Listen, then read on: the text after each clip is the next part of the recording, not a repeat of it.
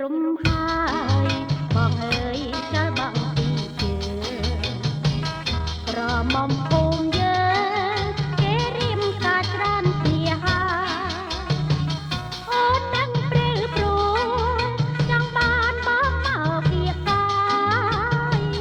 តែបងប្រងើយបងមិនយល់បំណងអូនតង់អូនទួចច្រើនដ